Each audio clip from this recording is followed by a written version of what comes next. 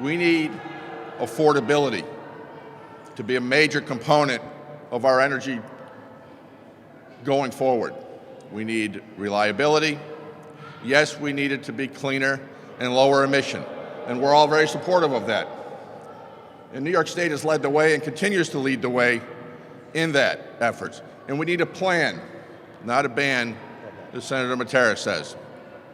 Just to highlight the lack of planning in our energy sector in New York State was the closure of Indian Point Nuclear Power Plant. When that plant was closed, New York State had the lowest emissions from the energy sector per capita of any state in the country. Closing Indian Point increased carbon emissions in the New York City sector that it serves by over 40%. Just the opposite effect of where these majorities want to take us. New York State is a leader in this area. New York State consumes less total energy per capita than all but 2 other states.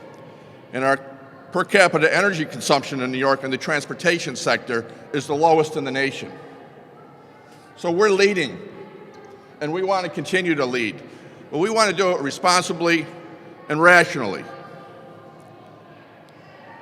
New York State accounts for about 0.4% of global emissions.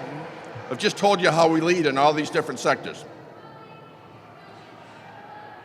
The increase in greenhouse gases annually around the globe right now is 6 times New York State's total emissions.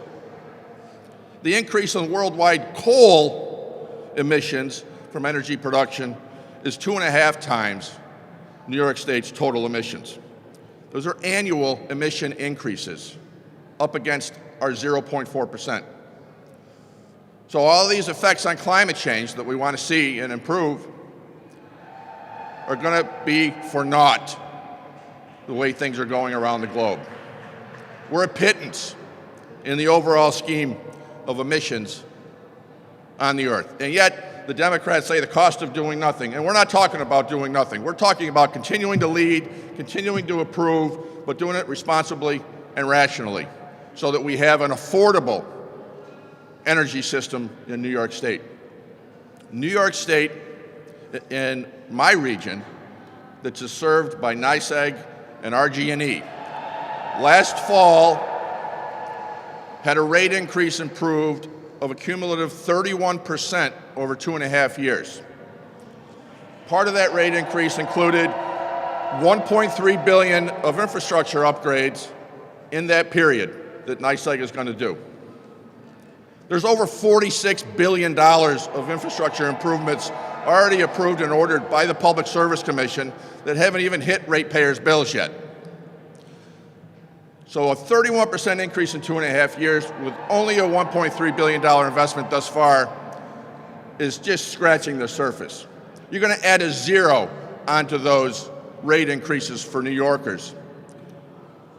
And that's just going to crush any hope of affordability we have in New York State. The majorities talk about affordability. Their talk of affordability is just taking from somebody in the middle class, upper middle class, and redistributing that to the lower income brackets so that they can afford to hang on here. Well, that tax base of the middle class and upper middle class is dwindling.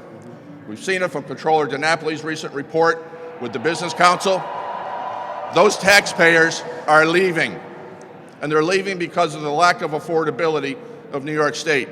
And these proposals that are before us, the HEAT Act and so many others, are not thought out, it's not a plan, and they're only going to make New York State a more expensive place to live and to do business.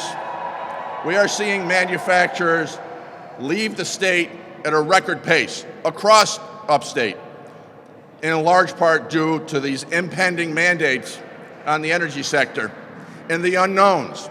So they're just making business decisions.